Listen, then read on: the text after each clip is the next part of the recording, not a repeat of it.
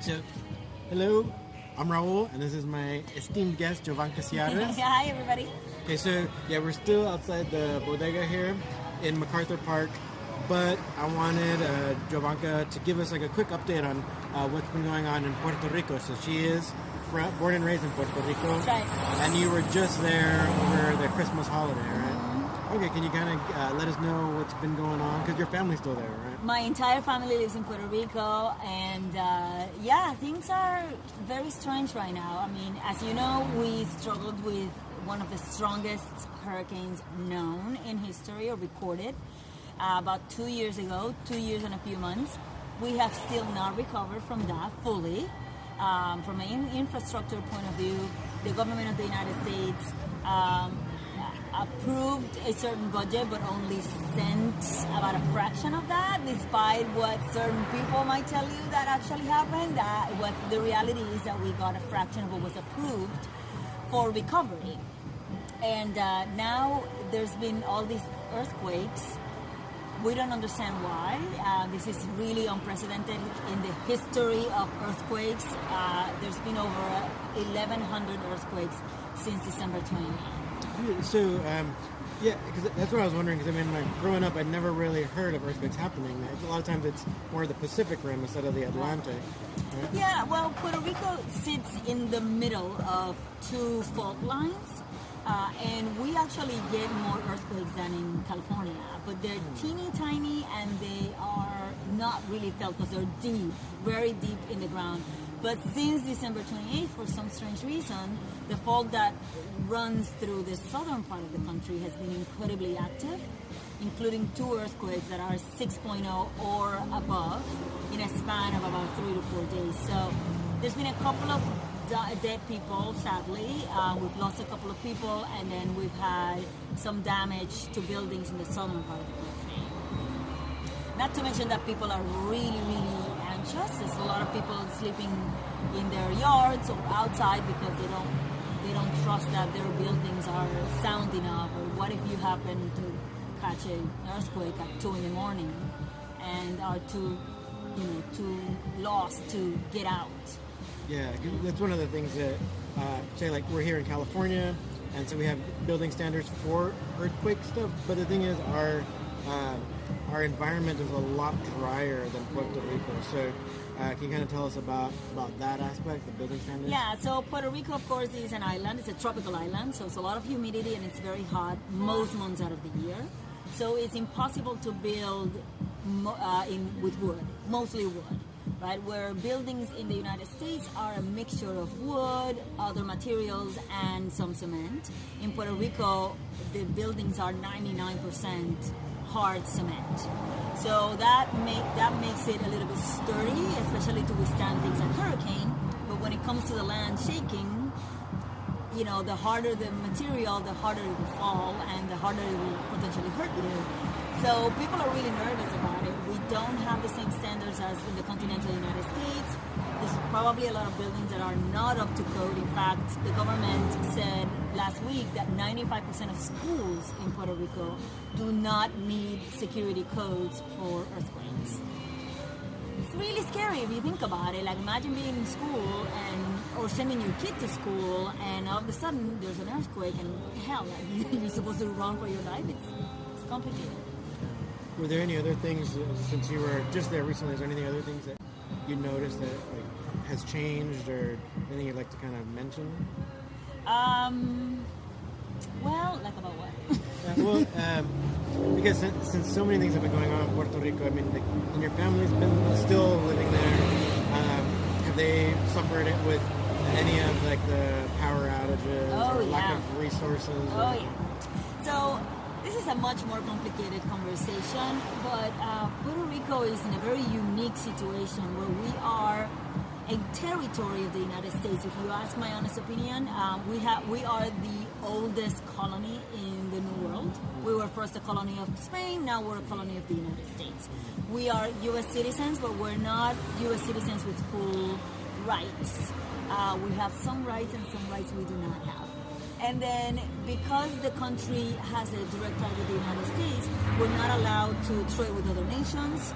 We can only trade with the United States, meaning all of the goods coming into the island have to pay double taxation.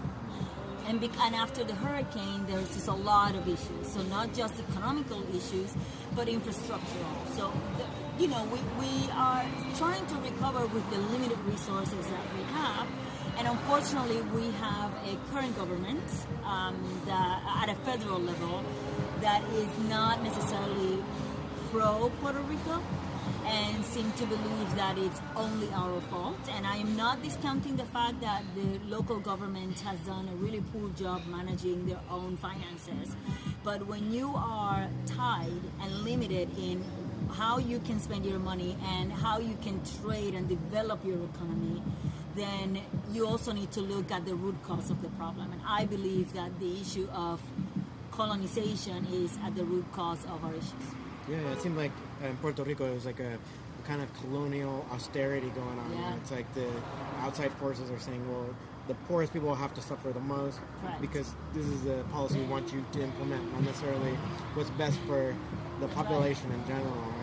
It's about making the outside people their money or yeah. So at this point, Puerto Rico has a lot of debt that is outrageous, and they put together the federal government said we have to bring somebody from the United States to manage that debt, and their only goal is to pay the lenders, not to help us, renegotiate or learn different systems so that we can get out of debt and avoid new debt. But the only goal is essentially we gotta pay the lenders and nothing else matters. Despite the needs of the people, that's not our job. In other words, we don't really care that much.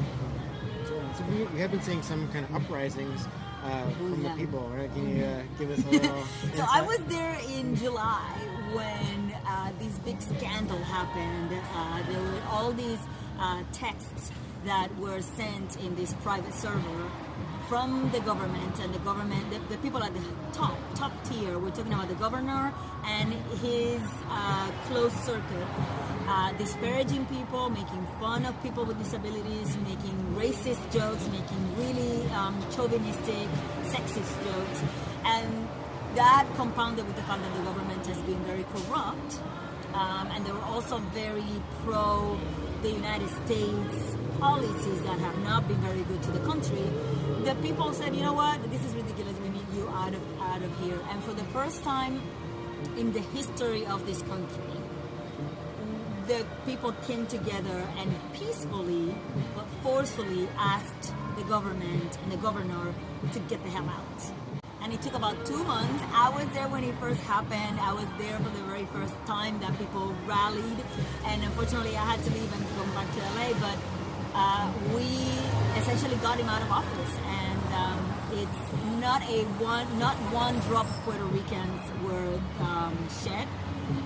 Nobody got hurt.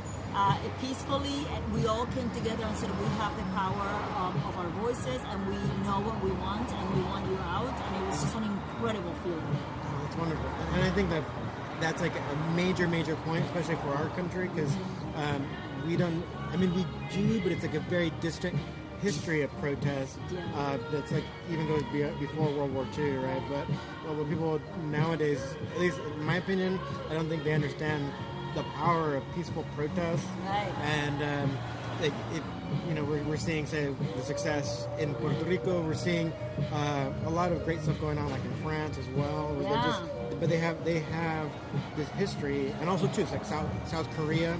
They got their president out, and again, they just basically it's called like a general strike, where it's like you just don't participate in that system anymore. And you get enough people striking, then everything has to shut down, and I don't want to say like you get your way, but usually the way of the people benefits most, and like people can still be making money and the economy can still prosper. And it's the power of I'm sorry to interrupt you. It's the power of both the democratic power of the people, but also from a social point of view, literally the society coming together and saying this is our one main goal, and this action will benefit us all.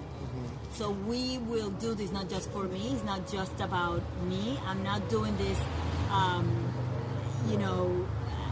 just just for me. I'm doing it for the rest of the people Yeah. and for the good of the whole.